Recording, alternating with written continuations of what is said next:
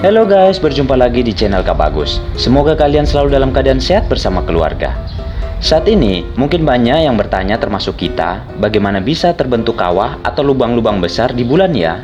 Untuk itu, mari kita bahas.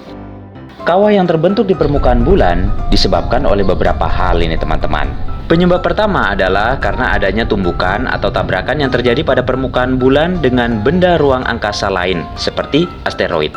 Sedangkan penyebab kedua adalah adanya peristiwa alam seperti gempa tektonik atau gunung meletus. Kan kedua hal ini mungkin bisa terjadi di bumi ya, tetapi kenapa permukaan bumi tidak berkawah seperti permukaan bulan ya? Jadi seperti ini.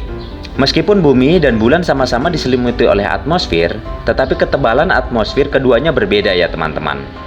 Dengan atmosfer lebih tebal yang menyelimuti bumi dibandingkan atmosfer bulan, maka perlindungan terhadap bumi lebih kuat. Perlindungan ini salah satunya adalah terhadap tumbukan atau hantaman benda ruang angkasa seperti asteroid.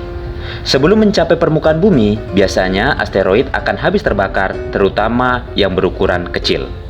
Nah, hal ini yang membuat bumi terhindar dari tumbukan benda ruang angkasa yang bisa menyebabkan terbentuknya kawah di permukaan bumi. Hal ini berbeda dengan atmosfer bulan yang tipis dan tidak bisa melindungi bulan dari tumbukan benda ruang angkasa. Benda ruang angkasa yang menabrak bulan tidak habis terbakar oleh atmosfer bulan yang tipis, sehingga akan menyebabkan terbentuknya kawah di permukaan bulan. Nah, jadi itu pembahasan singkat mengapa di bulan terbentuk kawah dan di bumi tidak. Semoga video ini bermanfaat ya. Dadah!